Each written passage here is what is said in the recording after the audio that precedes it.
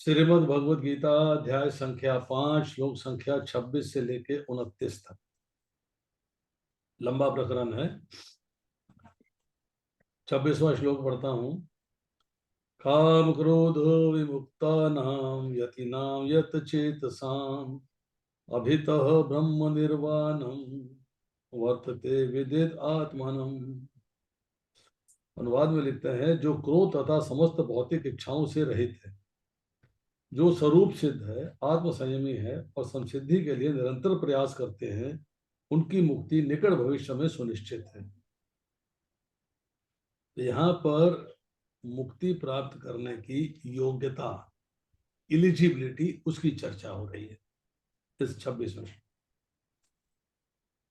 पहली बात क्या हुई कि क्रोध से रहित होना चाहिए। दूसरी बात, भौतिक इच्छाओं से रहित होना चाहिए। ये दोनों कनेक्टेड है। ध्यायतो विषान पुंसा संग तेषु उपजायते संगात संजायते कामा कामात क्रोध अभिजाते। विषयों का चिंतन करने से उनमें आसक्ति होती है, आसक्ति करने से इच्छा होती है, कामना होती है, कामना पूरी करने के लिए कर्म होता है, जब कामना पूरी नहीं होती है तो क्रोध आता है। तो इंटरकनेक्टेड है ये। दूसरी बात, जो स्वरूप सिद्ध है, मतलब जिन भक्तों ने अपना स्वरूप जान लिया है, अच्छे तरीके से समझ लिया है। स्वरूप क्या है? जीवेरे स्वरूप कृष्णेर नित्य दास, मतलब अपने दास होने की स्थिति को जान लिया है, समझ लिया है और दास होने के सारे कर्तव्यों को पूरा कर रहे हैं। आत्म संयमी है, मतलब जिसका मन और इंद्रियां दोनों वश में हैं। और संसिद्धि के लिए, मतलब वो जो है भगवान के धाम जाने के लिए, भगवान से संबंध स्थापित करने के लिए निरंतर कोशिश कर रहे हैं, प्रयास कर रहे हैं। ऐसे व्यक्ति की मुक्ति जो है आने वाले कल में हो सकती है। अब पढ़ते हैं इसका तात्पर्य। मोक्ष के लिए सतत प्रयत्नशील रहने वाले साधु पुरुषों में से जो कृष्ण भावना भावित होता है वह सर्वश्रेष्ठ है। कृष्ण भावना भावित होकर ही आपको मोक्ष की प्राप्ति हो सकती है। इसलिए कहा गया है कि मोक्ष की प्रैक्टिस कर, मोक्ष के लिए मेहनत करना चाहते हैं तो आपको कृष्ण भावना भावित होना पड़ेगा। दैट इज सर्वश्रेष्ठ। इस तथ्य की पुष्टि भागवत 4:22-39 में हुई है। भक्ति पूर्वक भगवान वासुदेव की पूजा करने का प्रयास तो करो, कोशिश तो करो। बड़े से बड़े साधु पुरुष भी इंद्रियों के वेग को उतनी कुशलता से रोक पाने में समर्थ नहीं हो पाते जितना कि वे समगाम कर्मों की तीव्र इच्छा को समूल नष्ट करके और भगवान के चरण कमलों की सेवा करके दिव्य आनंद में लीन रहते हैं। सकाम कर्मों की जो इच्छा होती है उसको आपने समूल नष्ट करना है, जड़ से नष्ट करना, और भगवान के चरण कमलों की सेवा करके दिव्य आनंद की स्थिति प्राप्त करनी। आगे लिखते हैं प्रभुपाद, बद्ध जीव में कर्म के फलों को भोगने की इच्छा इतनी बलवती होती है कि ऋषि मुनियों तक के लिए कठोर परिश्रम के बावजूद ऐसी इच्छाओं को वश में करना कठिन होता है। विश्वामित्र जी ने 60,000 साल तपस्या करी, परंतु जब मेनका आई तो इंद्रियों को कंट्रोल नहीं कर पाए।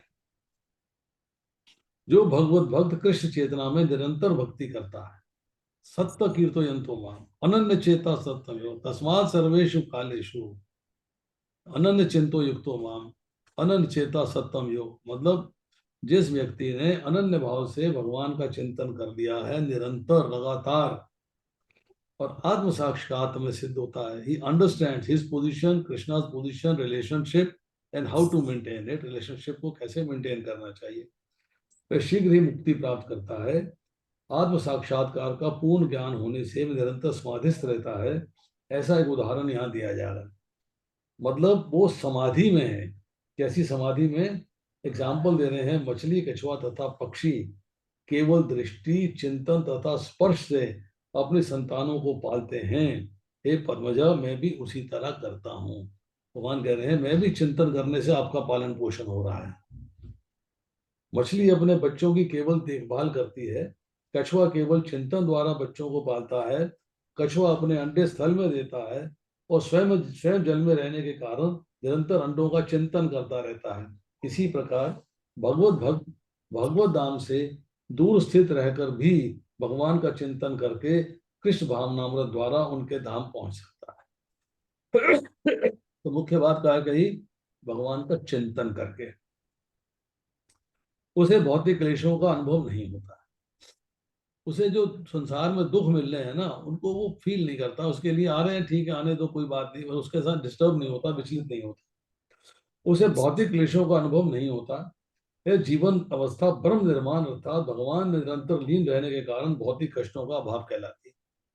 क्योंकि आपने अपने आप को भगवान के प्रति समर्पित कर दिया, तो आपको ये चीजें अब जो है डिस्टर्ब नहीं करती। थोड़ी बहुत आती भी है तो प्रारब्ध समझ के आप उसे बर्दाश्त कर जाते हो, ये मेरा प्रारब्ध है, ये मेरे को बियर करना। अब इसको समराइज करते हैं कि क्या कहा जा रहा है इसके अंदर। डिवोटीज जो है, जो कृष्ण भावनामृत में है, उनके अंदर सेल्फ कंट्रोल, आत्म संयम आम व्यक्ति के मुकाबले में ज्यादा होता है। कामना कामना होती है कि जो संसार में पदार्थ अवेलेबल हैं, जो संसार में फैसिलिटीज अवेलेबल हैं, उन डिजायर्स को अपनी इंद्र तृप्ति के लिए भोगना। कामना का कॉज क्या होता है, वो चीज आपके पास नहीं है, उसका अभाव है, इसलिए आपकी डिजायर है। पर सत्य स्वरूप में आत्मा के पास ऐसा कुछ नहीं है। आत्मा के अंदर कोई कामना नहीं है, कोई अभाव नहीं। कृष्ण भावनामृत में कामनाएं और क्रोध दोनों कम होते हैं, दोनों कम होते हैं। अब उनको कैसे फील किया जाए कि वो कम हो गए? How do we understand, how do we feel कि अपने जो है कामनाएं और क्रोध कम हो गए हैं? इसको कैसे फील किया जाएगा?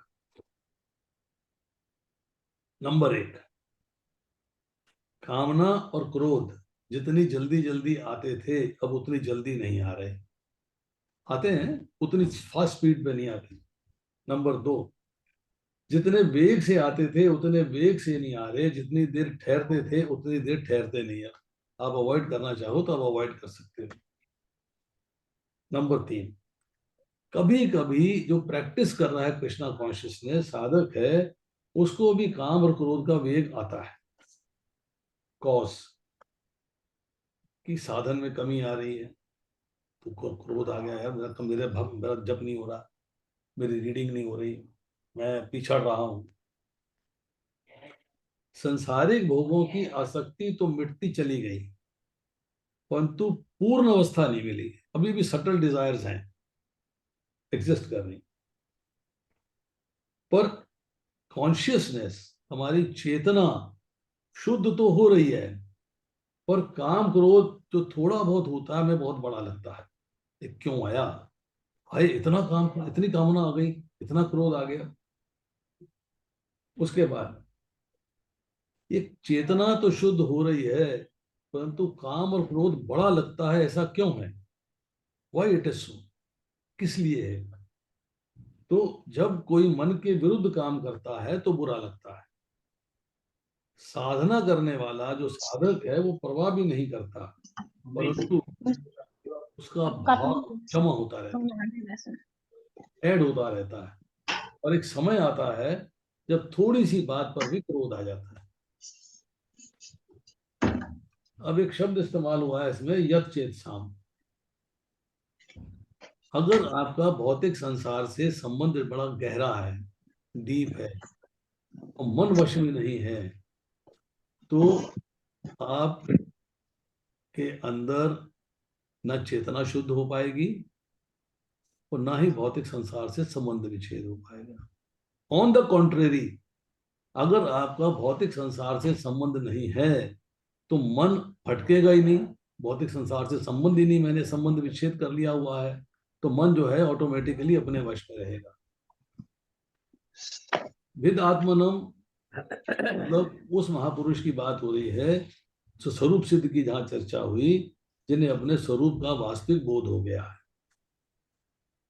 अब शांत परम ब्रह्म,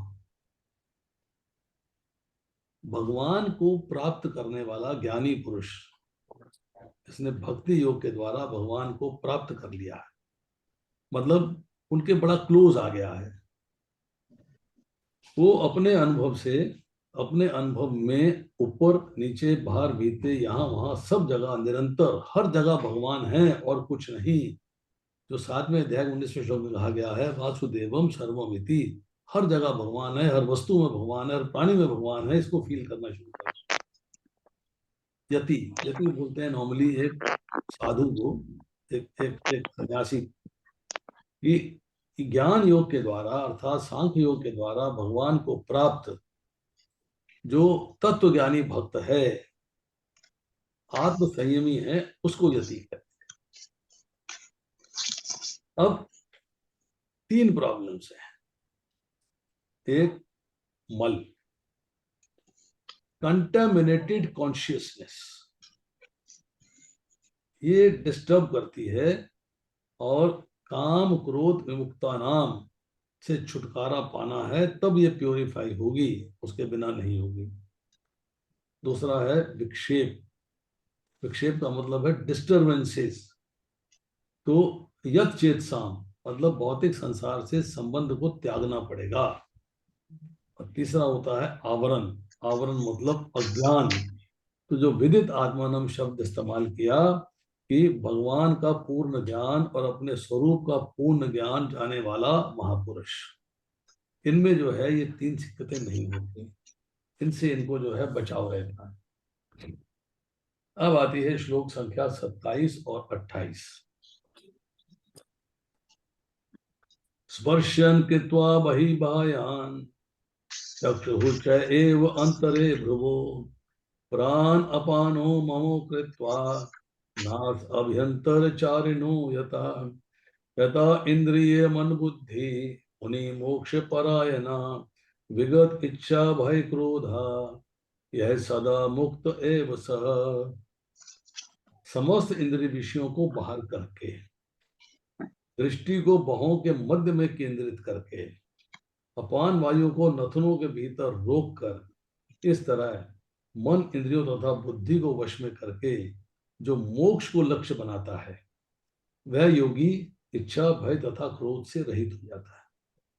जो निरंतर इस अवस्था में रहता है वो अवश्य ही मुक्त है। तो यहाँ बताई जीवन मुक्त की परिभाषा क्या करना है और कैसे धाम में जा सकते हो, कैसे मन को वश में कर सकते हो। अष्टांग योग की जो है भूमिका यहाँ बांधी गई है। मन इंद्रियों बुद्धि को वश में करके, लक्ष्य है मोक्ष, मोक्ष की प्राप्ति करनी है। भगवान से जुड़ा हुआ योगी इच्छा भय और क्रोध से रहित हो जाता है, वीत राग भय। और मन को कैसे वश में करता है? इंद्र विषयों को बाहर करके, मतलब इंद्र विषयों को इंद्रियों से हटाकर और अपनी दृष्टि दोनों आंखों को जो है भवों के मध्य में केंद्रित करके, और फिर प्राणायाम करके प्राण तथा अपान वायु को नथनों के भीतर रोककर परपट पड़ते हैं। कृष्ण भावनामृत में रत होने पर मनुष्य तुरंत ही अपने आध्यात्मिक स्वरूप को जान लेता है। इसके पश्चात भक्ति के द्वारा वह परमेश्वर को समझता है। जब मनुष्य भक्ति करता है तो वह दिव्य स्थिति को प्राप्त होता है और अपने कर्म क्षेत्र में भगवान की उपस्थिति का अनुभव करने योग्य हो जाता है। ये विशेष स्थिति मुक्ति कहलाती है। मुक्ति की बात क्या बताई, दोबारा पढ़ते हैं। नंबर 1, कृष्ण भावनामृत में रत होना, ग्रॉसली इन्वॉल्व। नंबर 2, आध्यात्मिक स्वरूप को जान लेना। नंबर 3, भक्ति के द्वारा भगवान को समझना।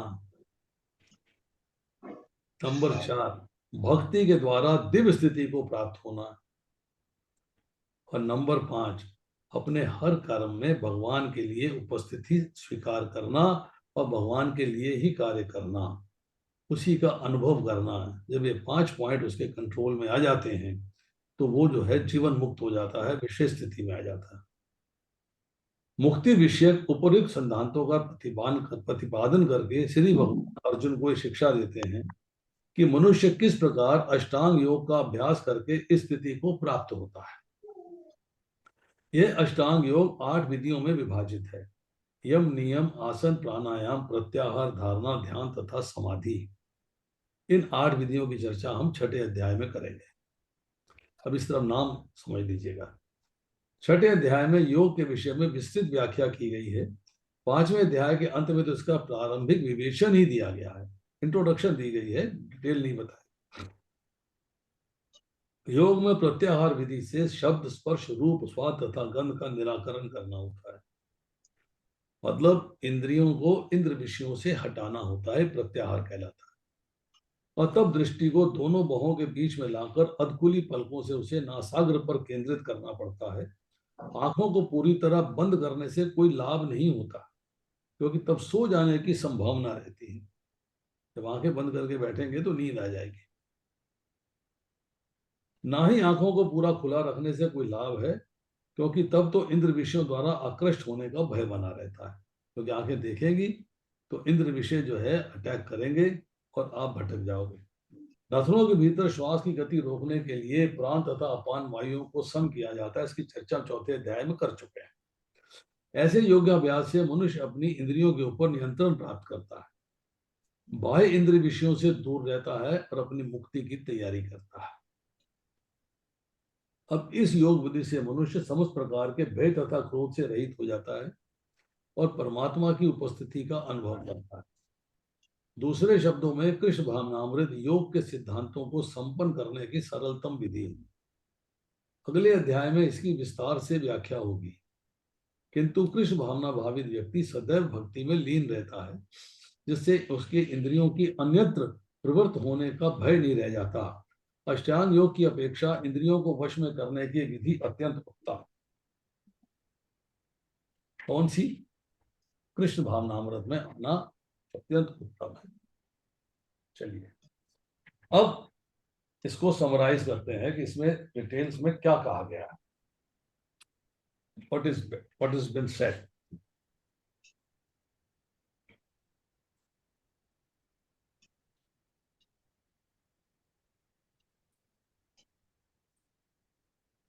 एक शुद्ध भक्त जो है वो हर समय भगवान कृष्ण की उपस्थिति को स्वीकार करता, फील करता है। यहाँ पे अष्टांग योग का प्रारंभिक विवेचना हुई है कि ये कृष्णा कॉन्शियस होने का एक तरीका है कि मन को वश में करना।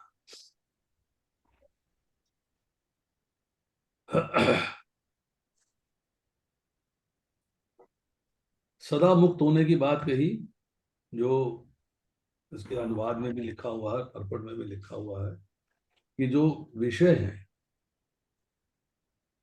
संपूर्ण बाह्य विषयों को मन से त्याग कर नेत्र दृष्टि को प्रकृति के मध्य में स्थिर करके तथा नासिका में विचरने वाले प्राण और अपान को सम करके इंद्रिय मन और बुद्धि को जीत लेने वाला मोक्ष परायण मुनि है, और जो इच्छा भय एवं क्रोध से रहित रह चुका है वह सदा ही मुक्त है। तो एक बात है इंपॉर्टेंट, बार बार इंद्रिया मन और बुद्धि को जीत लेना, you have to win it. अब आप निष्काम कर्म योग करते हैं, उससे अंतःकरण की शुद्धि होती है, कॉन्शियसनेस की कंटेमिनेशन खत्म होती है। तब जीव का ज्ञान बढ़ता है, अंडरस्टैंड करता है। भगवान का ज्ञान बढ़ता है तो भक्ति करता है। जब ये जो ज्ञान है ये गुणों से अतीत है, ये रजोगुण सतोगुण तमोगुण के अंदर नहीं आता, तब वो जो है ब्रह्म का अनुभव करता है। Now he understand relationship with Lord, और फिर उसके साथ उसको एंजॉय करना शुरू कर देता है। जब ये विषय हैं, ये जब मन में प्रवेश करते हैं इंद्रियों के रास्ते से पहुंचते हैं मन में, पाथ इंद्रियों का है, तो इसके लिए क्या है, माइंड को कंट्रोल करना होगा। मतलब नंबर 1 विषयों का त्याग करना होगा। नंबर 2 कर्म योग में सेवा के द्वारा और ज्ञान योग में विवेक के द्वारा समझ के अच्छे तरीके से आपको इंद्रियों को इंद्र विषयों से हटाना है। अब आती है चर्चा कि प्राण, जैसे हमने पहले चर्चा करी हुई है, नासिका से बाहर निकलने वाली वायु है, अपान नासिका से अंदर जाने वाली वायु। तो जब बाई नासिका होती है उसमें चलने को ईड़ा नाड़ी में चलना कहते हैं, और दाई नासिका में चलने को पिंगला नाड़ी में चलना कहते हैं। अब प्राण वायु की गति जो है लंबी होती है, अपान वायु की गति छोटी होती है। तो इस इम्बैलेंस को चंचल मन को कंट्रोल में करके सेटल किया जाता है। सम करना है तो मन वश में है प्रोसेस। बाई नासिका से प्राण अंदर, दाई नासिका से प्राण वायु बाहर। इसका उल्टा, दाई नासिका से अंदर और बाई नासिका से बाहर। अब इनको बराबर का समय लगना चाहिए। तो जो हमारी स्पाइनल कॉर्ड होती है, सुषुम्ना नाड़ी होती है, उसकी गति, उसकी जो नर्व्स हैं, उन सबको शांति मिलती है, सूक्ष्म शांति प्राप्त होती है। अब जब गति सूक्ष्म हो जाएगी, सम हो जाएगी, शांत हो जाएगी, तो इंद्रिय चिंतन कम हो जाएगा, जीरो हो जाएगा, तो भगवान का स्वाभाविक चिंतन होने लगेगा। अब समझिए, इंद्रियों को इंद्र विषयों का ज्ञान हुआ, इंद्र विषय मन में गए, मन से बुद्धि में गए, बुद्धि से ज्ञान का प्रभाव मन पे फिर बढ़ गया।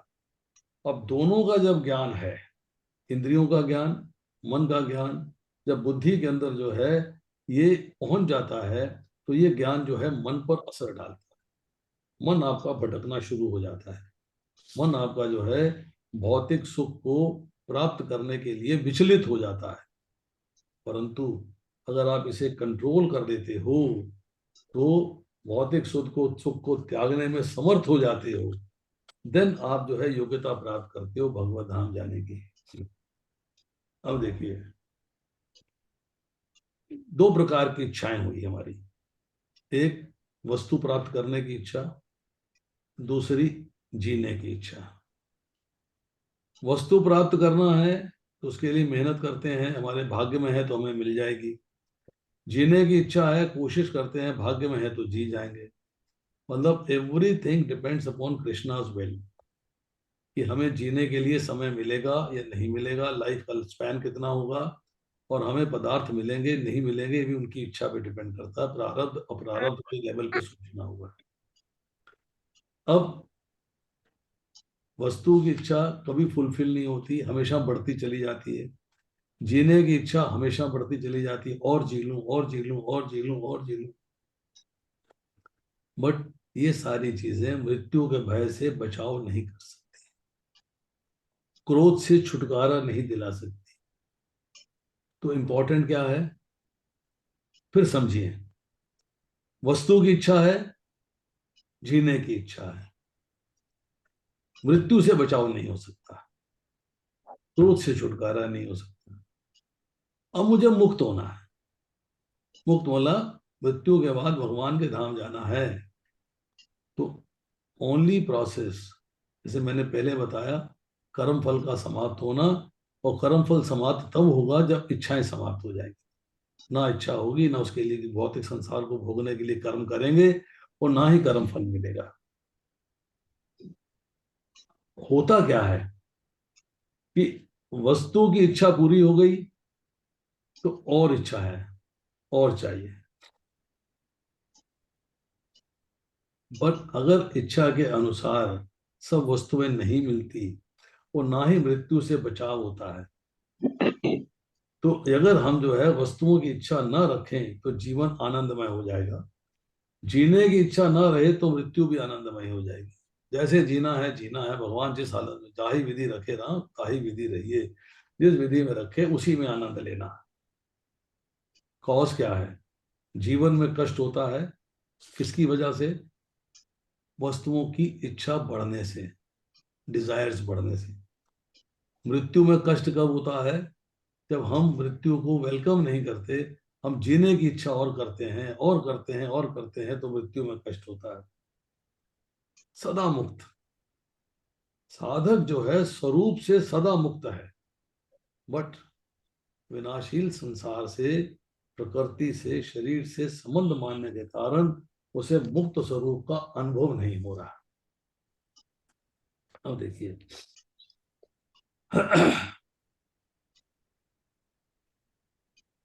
एक योग शास्त्र में चर्चा करते हैं कि भ्रिकुटी के मध्य में कुछ लोग कहते हैं कि आत्मा यहाँ होती है, कुछ लोग कहते हैं भगवान यहाँ होते हैं। नहीं, भ्रिकुटी के मध्य में होता है द्विदल आज्ञा चक्र, उसका नाम है द्विदल आज्ञा चक्र।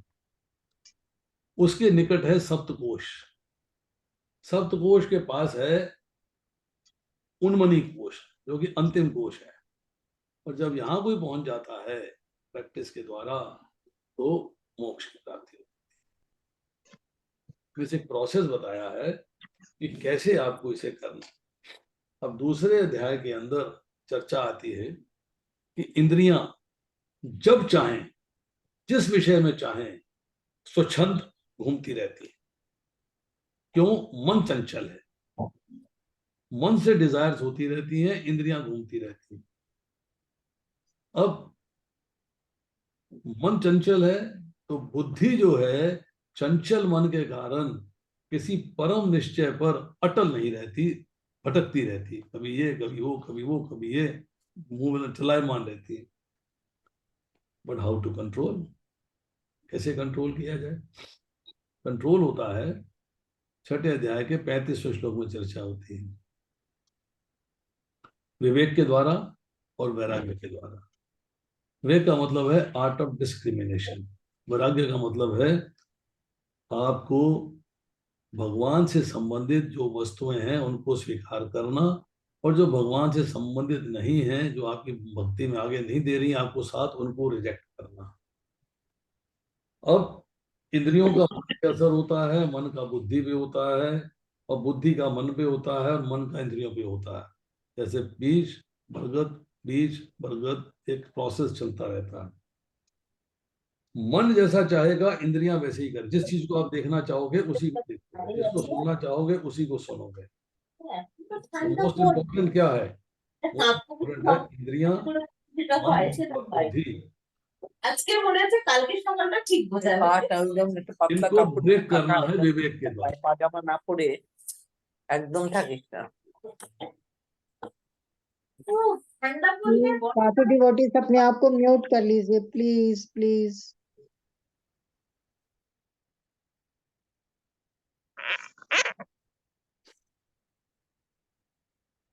तो यहाँ पर जो है एक प्रारंभिक विवेचन दिया गया है अष्टांग योग के बारे में। अब करते हैं श्लोक संख्या 29।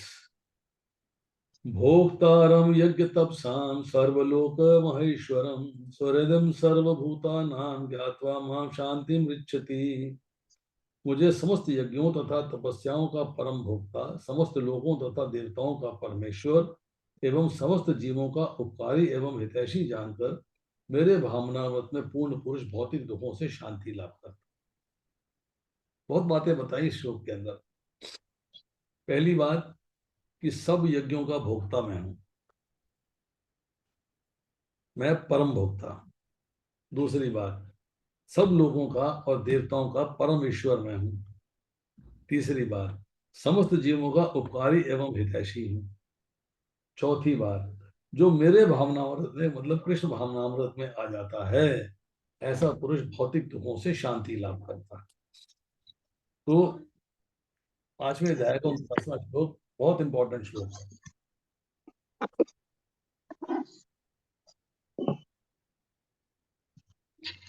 माया के वशीभूत, माया के वशीभूत सारे बद्ध जीव इस संसार में शांति प्राप्त करने के लिए उत्सुक है। सबसे पूछो शांति चाहिए? हाँ जी शांति तो चाहिए, शांति चाहिए, किसको नहीं चाहिए। किंतु भगवत गीता के इस अंश में वर्णित शांति के सूत्र को वे नहीं जानते। शांति का सबसे बड़ा सूत्र यही है कि भगवान कृष्ण समस्त मानवीय कर्मों के भोक्ता है। भगवान ने दूसरे अध्याय के अंदर कहा, आनंद मतलब दूसरे अध्याय के अंदर भी बहुत बढ़िया चर्चा हुई है शांति के बारे में। एक श्लोक आता है, आप उस श्लोक को बार बार पढ़िए और बार बार दोहराइए, आपको जो है पता लगेगा। नास्ति बुद्धि अयुक्त से न च युक्त से भावना न च अभावते शांति अशांत से सुखम। जिसको शांति नहीं है उसे सुख कैसे प्राप्त होगा? शांति कब मिलती है? जब बुद्धि स्थिर होती है, मन वश में होता है और इंद्रियां भगवान की सेवा में लगी होती है। मनुष्य को चाहिए कि प्रत्येक वस्तु भगवान की दिव्य सेवा में अर्पित करते हैं, क्योंकि वे ही समस्त लोकों में तथा उनमें रहने वाले देवताओं के स्वामी हैं, उनसे बड़ा कोई नहीं। वे बड़े से बड़े देवता शिव तथा ब्रह्मा से भी महान हैं। वेदों में श्वेताक्षर उपनिषद 6.7 में भगवान को तमश्वरा नाम परम महेश्वरम कहा गया है। माया के वशीभूत होकर सारे जीव सर्वत्र अपना प्रभुत्व जमाना चाहते हैं, लेकिन वास्तविकता तो ये है कि सर्वत्र भगवान की माया का प्रभुत्व है। माया के वशीभूत होकर सारे जीव प्रकृति पर अपना हक जमाना चाहते हैं, प्रभुत्व जमाना चाहते हैं, सुपीरियरिटी जमाना चाहते हैं, परंतु सर्वत्र माया भगवान की माया का प्रभुत्व है। भगवान की जो माया है वो जीव के ऊपर कंट्रोल कर लेती है। भगवान प्रकृति माया के स्वामी हैं और बद्ध जीव प्रकृति के कठोर अनुशासन के अंतर्गत है। जब तक कोई इन तथ्यों को समझ नहीं लेता तब तक संसार में व्यष्टि या समष्टि रूप से शांति प्राप्त करना संभव नहीं है। व्यष्टि का मतलब होता है इंडिविजुअल और समष्टि का मतलब होता है कंबाइंड। शांति प्राप्त कर लेना संभव नहीं है। कृष्ण भावनामृत का यही अर्थ है। भगवान कृष्ण परमेश्वर हैं तथा देवताओं सहित सारे जीव उनके आश्रित हैं। पूर्ण कृष्ण भावनामृत में रहकर भी पूर्ण शांति प्राप्त की जा सकती। पूर्ण शांति चाहिए तो आपको कृष्णा कॉन्शियसनेस को सिंसियरली एंड सीरियसली फॉलो करना पड़ेगा। अब प्रभु समराइज कर रहे हैं कि 5वां अध्याय कृष्ण भावनामृत की, जिसे सामान्यतः कर्म योग कहते हैं, व्यवहारिक व्याख्या है। यहाँ पर इस प्रश्न का उत्तर दिया गया है कि कर्म योग से मुक्ति किस तरह प्राप्त होती है। कृष्ण भावनामृत में कार्य करने का अर्थ है परमेश्वर के रूप में भगवान के पूर्ण ज्ञान के साथ कर्म करना। निष्काम भाव से कर्म करना है, मतलब यहाँ इसका नाम है कृष्ण भावना भावित कर्म। भगवान का पूर्ण ज्ञान प्राप्त करके अब आपको भगवान के लिए ही कर्म करना। ऐसा कर्म ज्ञान दिव्य ज्ञान से भिन्न नहीं होता है। मतलब दिव्य ज्ञान और ये कर्म जो करते हैं डिफरेंट नहीं है। प्रत्यक्ष कृष्ण भावनामृत भक्ति योग है और ज्ञान योग उपपथ है जिससे भक्ति योग प्राप्त किया जा सकता है। ये हम बार बार कहते आ रहे हैं कि ज्ञान योग के अंदर आके आपको नॉलेज मिलती है और नॉलेज से आप भक्ति में आते हो। कृष्ण भावनामृत का अर्थ है परमेश्वर के साथ अपने संबंध का पूर्ण ज्ञान प्राप्त करके कर्म करना, और इस चेतना की पूर्णता का अर्थ है कृष्ण या श्री भगवान का पूर्ण ज्ञान। सिंपल वर्ड्स हैं, कोई डिफिकल्ट नहीं। शुद्ध जीव भगवान के अंश के रूप में ईश्वर का शाश्वत दास है। वह माया पर प्रभुत्व जमाने की इच्छा से ही माया के संपर्क में आता है। यही उसके कष्टों का मूल कारण है।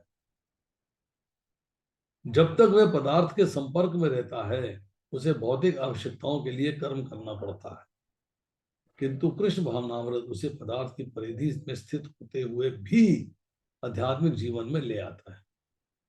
समझ गए बात? बड़ी क्लियर है कि आप जो है भौतिक संसार में रहते हो, भौतिक संसार की सारी सुविधाएं, सारी फैसिलिटीज यूज करते हो अपने जीवन को चलाने के लिए, एंजॉय करने के लिए नहीं। जीवन को चलाने के लिए आपने इस्तेमाल करी। एंजॉय किसे करना है? एंजॉय करना है आपको भगवान के साथ अपने संबंध को। उस संबंध को कैसे निभाना है, उस आर्ट को एंजॉय करना है।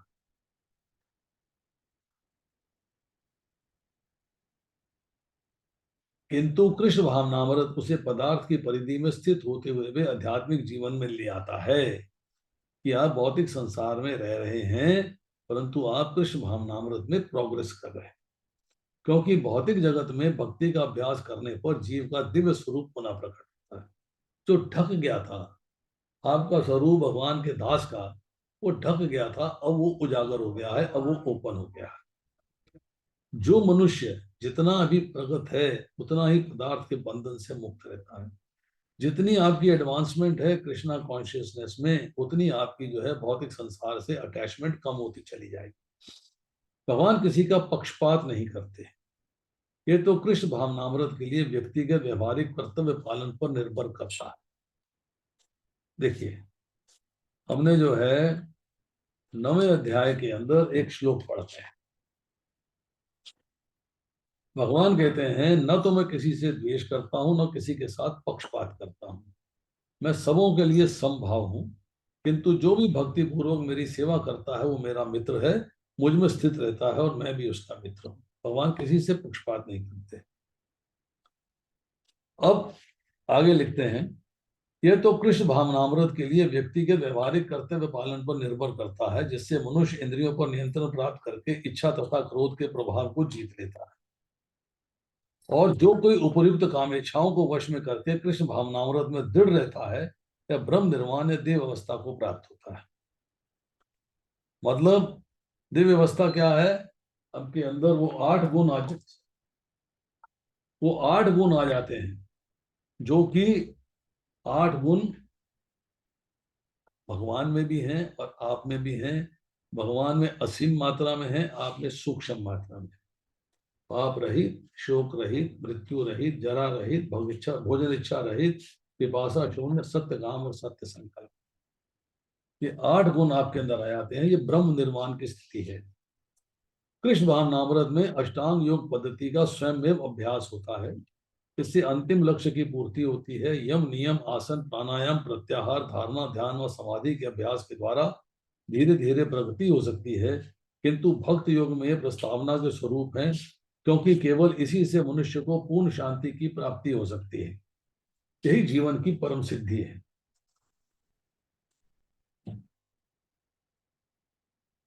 अरे नहीं कर पाया यार, उसको दे देना। हिंदी है कल की कोई।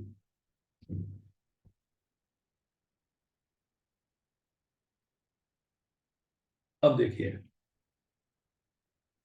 यहां हम डिस्कशन कर रहे हैं भगवान कृष्ण के पीस फॉर्मूले की। शांति के लिए क्या फॉर्मूला है? भगवान भोक्ता है, ये बात जाननी है। कर्मियों के द्वारा किए गए यज्ञों के भी भोक्ता हैं, और ज्ञानियों द्वारा की गई तपस्या के भी भोक्ता है। एंजॉयर वही है। कर्मी हूं या ज्ञानी हूं, दोनों के उपास्य भगवान है। सर्व लोगों के महेश्वर महानियंता भगवान है। अंतर्यामी भगवान है। योगियों के भी उपास्य भगवान है। संपूर्ण प्राणियों के सूर्य भगवान है। ये चर्चा आई श्लोक के अंदर। जो भगवान को 3 लक्षणों से युक्त जानता है, जिसकी इसमें चर्चा आई है। नंबर 1, यज्ञों तथा तपों के भोक्ता। नंबर 2, समस्त लोगों के महेश्वर।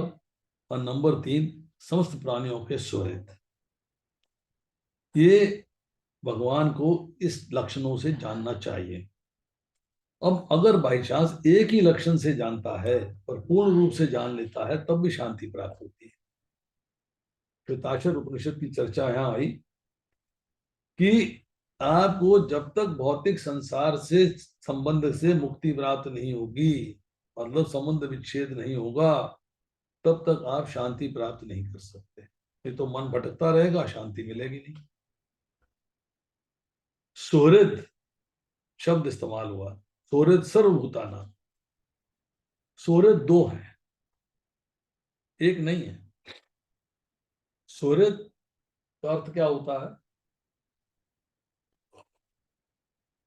हितैषी। हितैषी 2 ही हैं, एक है भगवान और दूसरे हैं भक्त। नाना वाप्तवम वाप्तयम तीसरे अध्याय का 22वां श्लोक है।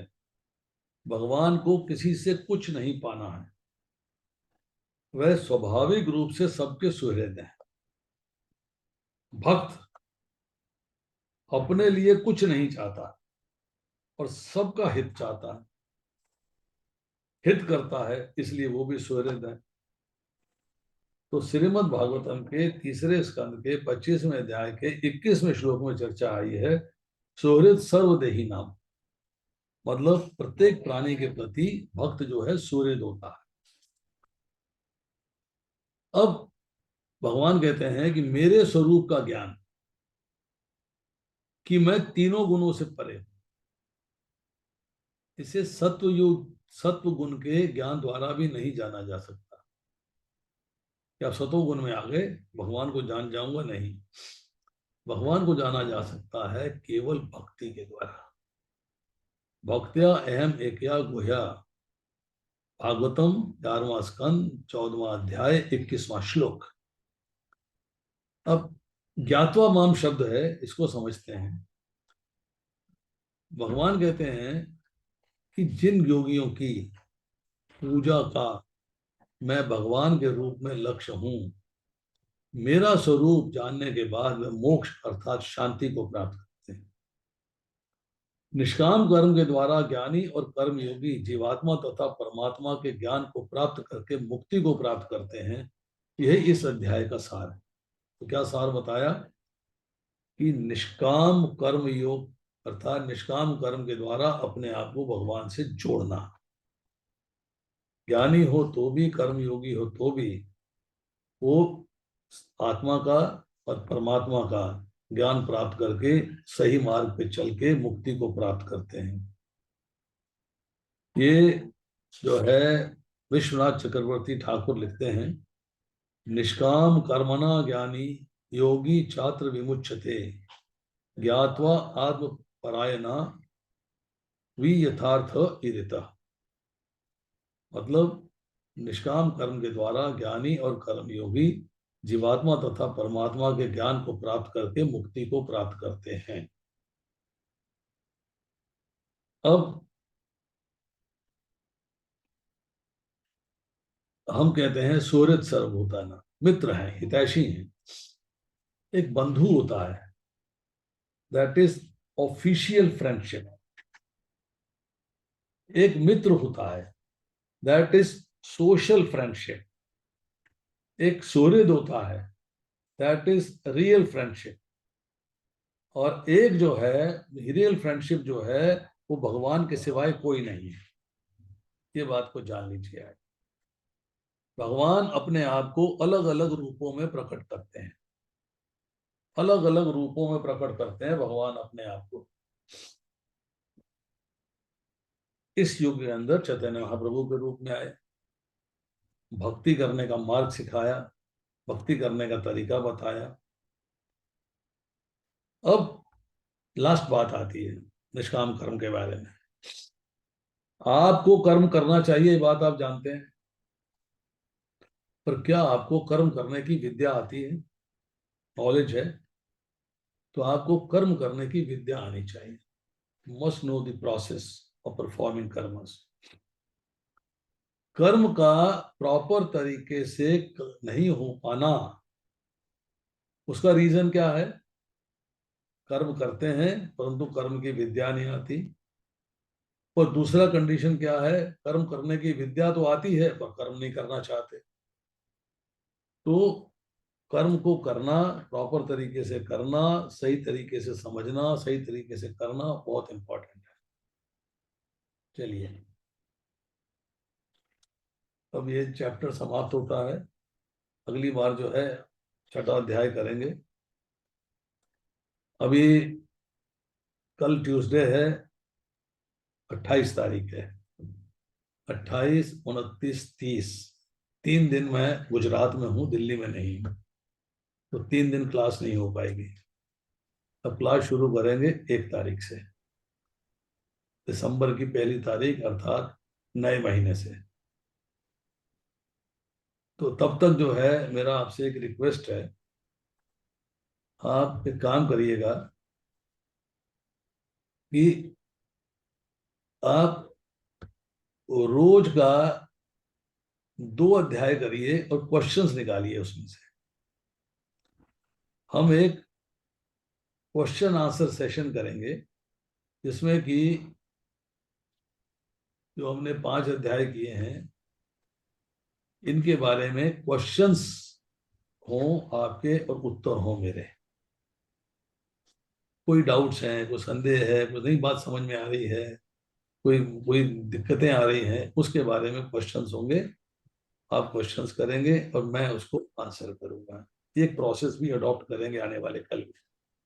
We will adopt this process also. बताइए, अभी आप शांति प्रदा माता जी का हाथ खड़ा है। हरे कृष्णा प्रभु जी, दंडवत प्रणाम। यस माता जी प्रभु का। जी, अभी आप बोल रहे थे कि 6.35 में जो है इंद्रियों को कंट्रोल करना बताया है। एक तो उसमें ये बताया है कि भगवान से संबंधित जो वस्तुएं उन्हें अपनाएं और जो प्रतिकूल वस्तुएं उनका त्याग कर दें। इसमें एक और पॉइंट भी प्रभु जी आपने बताया था, वो मैं मिस कर गई। देखिए, 6 अध्याय का 35वां श्लोक को 34वें श्लोक के साथ समझना चाहिए। जी 34वें श्लोक में भगवान कहते हैं चंचलम ही, भगवान कृष्ण अर्जुन कह रहा है, चंचलम ही मना कृष्ण है प्रमादी बलवद दृढ़म तस्या अहम निग्रहम मन्यो वायो एव सुदुष्कर। हे कृष्ण, चूंकि मन बड़ा चंचल है, अस्थिर है, उच्छृंखल है, हठीला है, अत्यंत बलवान है, अतः मुझे इसे वश में करना वायु में वश में करने से अधिक कठिन लगता है। भगवान उत्तर देते हैं, असंशयम महाभावो मनो दुर्निग्रहम चलम अभ्यासेन तु कौन्तेय वैराग्येन शक्यते। कि श्री कृष्ण ने कहा, हे महाबाहु कुंती पुत्र, निसंदेह चंचल मन को वश में करना अत्यंत कठिन है, किंतु उपयुक्त अभ्यास और विरक्ति के द्वारा ऐसा संभव है। तो एक है अभ्यास, दैट इज प्रैक्टिसिंग। आप कृष्णा कॉन्शियसनेस की प्रैक्टिस कर रहे हैं। जब आप प्रैक्टिस करते हैं तो आपको सारी प्रॉब्लम्स को समझना होता है। सारी प्रॉब्लम्स को समझने के बाद आप उसका एक सलूशन निकालते हैं कि मुझे क्या करना चाहिए। तो एक काम तो हो गया कि अभ्यास करना है मुझे, आई हैव टू प्रैक्टिस। और दूसरा काम हो गया कि वैराग्य। वैराग्य का मतलब जो चीजें मेरे लिए भक्ति के लिए आवश्यक नहीं हैं उनको मुझे त्याग देना है। आई हैव टू, जी प्रभु जी। मुझे उनकी जो है इच्छा नहीं करनी है। और जो वस्तुएं मेरे पास हैं परंतु भगवत भक्ति में मेरी सहायक नहीं है उनको मुझे त्याग देना। जो भगवत भक्ति में सहायक नहीं है उनकी इच्छा नहीं करनी, मतलब आए मेरे पास ऐसी इच्छा नहीं। और जो मेरे पास है परंतु मेरी भगवत भक्ति में यूज नहीं हो रही हैं, अगर आहिस्ता आहिस्ता उनको मैंने जो है डिस्कार्ड करना है, उनसे छुटकारा पाना है। दो बातें हैं, एक हो गया अभ्यास, दूसरा हो गया वैराग्य। थैंक यू प्रभु जी। और बताइए आप। हरे कृष्णा प्रभु जी। यस, बोलिए। हरे कृष्णा प्रभु जी, जैसे कि आपने बताया कि हमारे हितैषी जो हैं भगवान और भक्त होते हैं, तो जो कृष्ण भावना भावित है ही नहीं, जो भक्तों का संग ही नहीं कर रहा है, उसके भक्त कैसे हितैषी होंगे? तो पेरेंट्स भी तो हितैषी होते हैं प्रभु जी।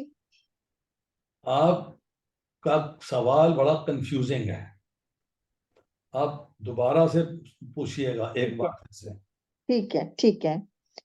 मेरा क्वेश्चन ये है प्रभु जी, जैसे अभी हमें बताया गया कि हमारे हितैषी भगवान और भक्त होते हैं, ठीक है। तो मैं ये पूछना चाहती हूँ कि जो पेरेंट्स होते हैं बच्चे के, वो भी तो हितैषी होते हैं। ठीक है। और इसके साथ ये भी कंफ्यूजन है मुझे, जो कृष्ण भावना भावित है ही नहीं, जो भक्तों का संग ही नहीं कर रहा है, उसके भक्त कैसे हितैषी होंगे? अच्छा, आपने बात करी, एक तो पेरेंट्स की बात करी हाँ जी। कि यस। माता पिता अपने बच्चों का हित चाहने वाले हैं, हाँ जी। ठीक है। हाँ जी। वो तो भक्त नहीं है, संसारिक व्यक्ति हैं। हम्म क्या संसारिक व्यक्ति अपने परिवार का हित नहीं चाह सकता? उसके लिए उसका भक्त होना जरूरी नहीं है। हम्म आप अपने पति का हित चाहते हैं, पति पत्नी का हित चाहता है, आप अपनी संतान का हित चाहते हैं, संतान माता पिता का हित चाहता है, वो एक डिफरेंट रिलेशनशिप है। वो आप एक पर्टिकुलर व्यक्ति के प्रति आपका जो है हित है। यहाँ हित हो रहा है, भगवान का हित क्या है आप समझिएगा। क्या कहा? सुहृद सर्वभूतानाम। हम्म, माता पिता प्रत्येक प्राणी का हित नहीं चाहते, अपने बच्चे का हित चाहते हैं। ठीक है। वो हम्म, प्रत्येक प्राणी का हित नहीं चाहते। हाँ जी, हाँ यहाँ जी। चर्चा हो रही है सुहृद सर्वभूतानाम की, हम्म, मतलब सब प्राणियों का हित चाहने वाले। माता पिता अपनी संतान का हित चाहते हैं, सब प्राणियों का हित नहीं चाहते। ठीक है, तो पहली बात तो आपकी यहाँ समाप्त हो गई। ठीक है, अब दूसरा ठीक है। सवाल करिए, दूसरा पार्ट बोलिए। दूसरा पार्ट मेरा ये था प्रभु जी, जो कृष्ण भावना भावित नहीं है, जो ठीक। भक्तों का संग ही नहीं करते, उनके भक्त कैसे हितैषी होते हैं? आप मुझे एक बात बताइए, हाँ जी। आप भक्ति में कैसे आए? वो तो प्रभु जी स्टार्टिंग में तो भगवान किसी को निमित्त बना के भेजते हैं, उसके थ्रू जब हमारी स्टार्टिंग होती है, हमारा इंटरेस्ट डेवलप होता है, तो फिर हम अपने आप आगे बढ़ते हैं। नहीं नहीं, एक एक लाइन में, आपके भक्ति में आने का कारण एक क्या भक्त था? था, एक भक्त था। तो भक्त आपका हितैषी हुआ कि नहीं हुआ? आप तो भक्ति में नहीं थी, हाँ जी, हाँ जी। फिर हुआ। प्रॉब्लम क्या है? ठीक है, आपके ठीक हितैषी है। हैं वो। ठीक है प्रभु जी, ठीक है, ठीक है। हाँ। वो सबका हित चाहने वाले हैं, वो हम्म। आपका बुरा नहीं चाहते। हित ठीक है। चाहने का मतलब है कि आपको किस चीज से फायदा होगा उसके लिए आपके लिए कार्य करेंगे। फायदा सबसे बड़ा क्या है? गोलोक वृंदावन जाना, यस। भगवान के हम्म धाम जाना, मोक्ष हम्म की प्राप्ति करना, उससे बड़ा वो फायदा ही नहीं है। ठीक है, तो आपका वो हित चाहने वाले हैं।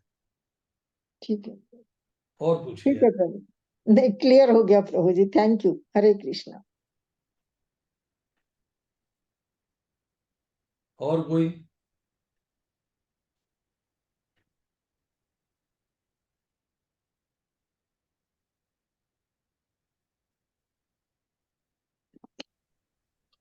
प्रश्न जो है वो निकल के आए तो बड़ा अच्छा लगता है,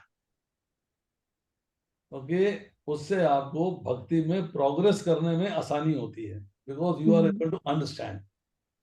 नहीं तो आप डाउट लिए बैठे रहोगे तो गलत बता दिया, ये कैसे बता दिया ना। हम्म वो चीज जब आप पूछते हैं तो पूछने से क्लैरिटी जब मिलती है तब आपका विश्वास और दृढ़ होता है।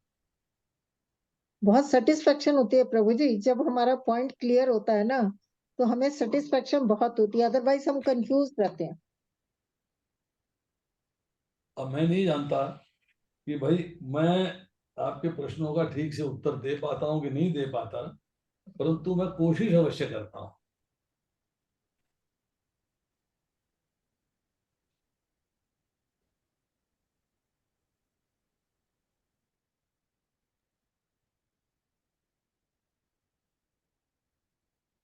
हरे कृष्णा प्रभु जी। यस माता जी, बताइए।